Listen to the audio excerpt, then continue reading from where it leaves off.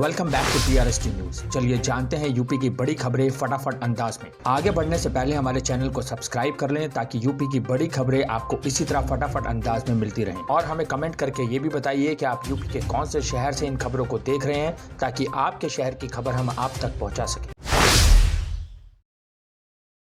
नम आंखों से करबला में दफन हुई ताजिया। रामनगरी में 10वीं मुहर्रम को लोगों ने अपने घरों में रखी हुई ताजिया को जिला प्रशासन द्वारा दी गई गाइडलाइन के अनुसार ताजियादारों ने नम आंखों से करबला में ताजिया को दफन किया। पूरे जनपद में शांतिपूर्ण ढंग से करबला में ताजिया दफन हो गई। कहीं से भी किसी भी तरीके की कोई अप्रिय घटना की सूचना नहीं मिली है। उत्तर प्रदेश संस्कृति विभाग की सहयोगी संस्था अयोध्या शोध संस्थान की ओर से श्री राम की विस्तृत यात्रा और जीवन मूल्यों की प्रतिष्ठा को लेकर प्रदेश के 5 अंचलों के 16 जनपदों में रामायण कॉन्क्लेव का आयोजन प्रस्तावित किया गया। रामायण कॉन्क्लेव का शुभारंभ अयोध्या में 29 अगस्त को 2 दिवसीय कॉन्क्लेव का अनावरण राष्ट्रपति रामनाथ कोविंद करेंगे।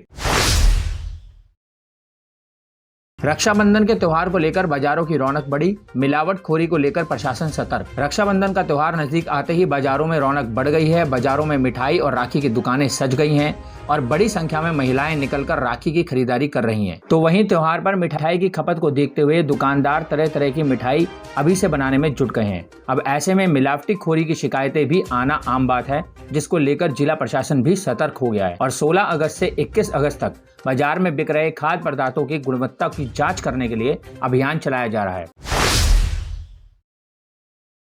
मुख्यमंत्री योगी आदित्यनाथ ने गृह मंत्री अमित शाह व JP नड्डा से की मुलाकात। इस मौके पर गृह मंत्री अमित शाह के आवास पर भारतीय जनता पार्टी के राष्ट्रीय अध्यक्ष JP नड्डा एवं पार्टी के संगठन महामंत्री उत्तर प्रदेश सुनील बंसल और अध्यक्ष स्वतंत्र देव सिंह भी मौजूद रहे।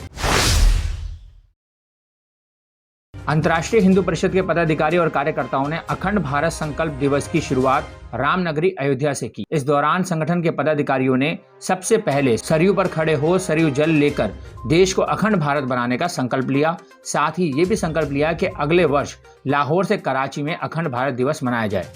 आरोप से हम लोग को कोई मतलब नहीं। हम लोग को मेन हमारा जो देश है राम मंदिर निर्माण का, और राम मंदिर निर्माण कर चल रहा है। अब हम लोग ने बाधाएं, कोई बाधाएं तो नहीं आई।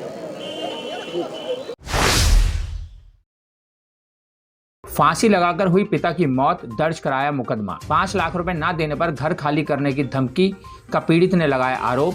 खबर परसपुर गोंडा से है। स्थानीय थाना क्षेत्र परसपुर अंतर्गत ग्राम गज सिंह पर टीका बगिया निवासी एक व्यक्ति की तहरीर पर पुलिस ने एक व्यक्ति के खिलाफ मुकदमा दर्ज कर जांच शुरू कर दी है। प्राप्त जानकारी के अनुसार परसपुर क्षेत्र के टीका बगिया गज सिंह पर निवासी राम रंग लोध पुत्र राम अधीन लोध ने पुलिस को तहरीर देकर आरोप लगाया कि उसके पिता 3 भाई थे, जिसमें सबसे छोटे चाचा राम सूरज से 19 सितंबर 2020 को धोखे से तहसील करनैलगंज ले जाकर बिना पैसा चुकाए उसकी जमीन बेनामा करवा लिया, जिससे दुखी होकर चाचा राम सूरज ने गत 10 अप्रैल को अपने गले में फांसी का फंदा डालकर अपनी जीवन लीला समाप्त कर ली।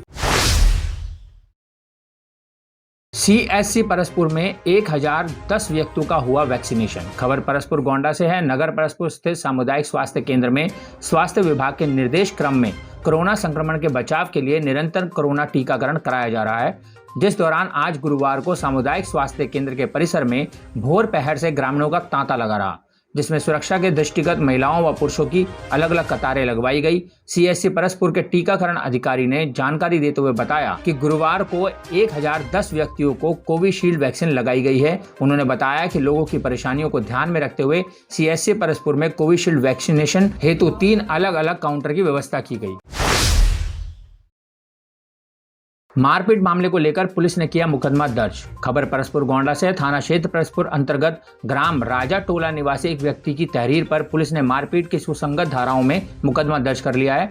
प्राप्त जानकारी के अनुसार राजा टोला परसपुर निवासी लल्लू मौर्य ने पुलिस को तहरीर देकर आरोप लगाया कि गत 15 अगस्त की सुबह घर के सामने विपक्षी ने अनायास गाली गलौज देते हुए लाठी डंडे से मारने लगे, जिससे उसे गंभीर चोटें आई हैं। पुलिस ने पीड़ित लल्लू मौर्य पुत्र गौरीशंकर मौर्य के तहरीर पर राजा टोला गांव के निवासी शिव कुमार सिंह पुत्र पृथ्वीपाल सिंह के खिलाफ मारपीट की धारा 323, 325, 504 के तहत मुकदमा दर्ज कर लिया है। जन सुनवाई में आए ठगी का शिकार हुए गरीब किसान को पुलिस अधीक्षक ने तत्काल दिलाया न्याय। ठगी किए गए 96,000 किए वापस। थाना इथिया टोक अंतर्गत रहने वाले देवेंद्र प्रसाद त्रिपाठी पुत्र सूर्य प्रसाद त्रिपाठी जनपद बलरामपुर की स्टेट बैंक शाखा ने अपना खाता खुलवाया हुआ है, जहां से उसने केसीसी पर रुपए 1,50,000 का लोन लिया था। माह जुलाई 2020 में बैंक द्वारा किसान देवेंद्र प्रसाद को 96,000 रुपए का लोन बकाया बताया गया था, जिस पर देवेंद्र प्रसाद त्रिपाठी ने उस बैंक से जुड़े एक एजेंट नीरज मिश्रा को केसीसी का बकाया 96,000 रुपया बैंक में जमा करने हेतु दिया था तथा एजेंट नीरज मिश्रा ने उक्त रुपयों की फर्जी रसीद किसान देवेंद्र को दी थी।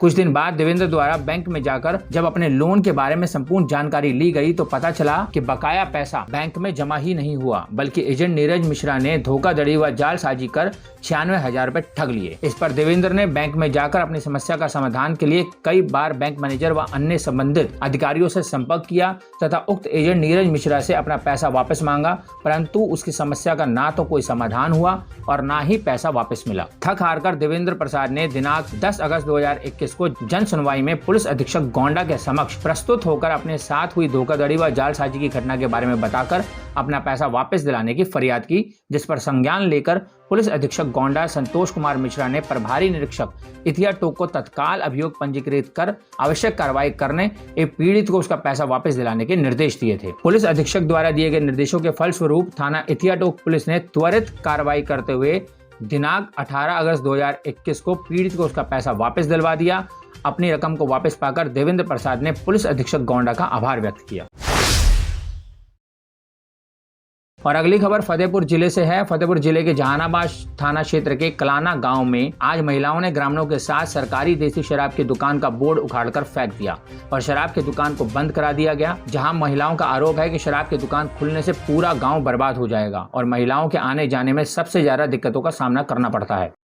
हम लोग सहन बच्चे रहते हैं और लड़का बिटियां रहते हैं, यहाँ भविष्य बर्बाद होगा और हमारे गांव कलाना में ठेका नहीं होना चाहिए, क्योंकि यहाँ प्रशासन की जिम्मेदारी है। तो कोई घटना दुर्घटना होगी यहाँ प्रशासन की जिम्मेदारी होगी, यही ठेकेदारी की जिम्मेदारी यही होगी।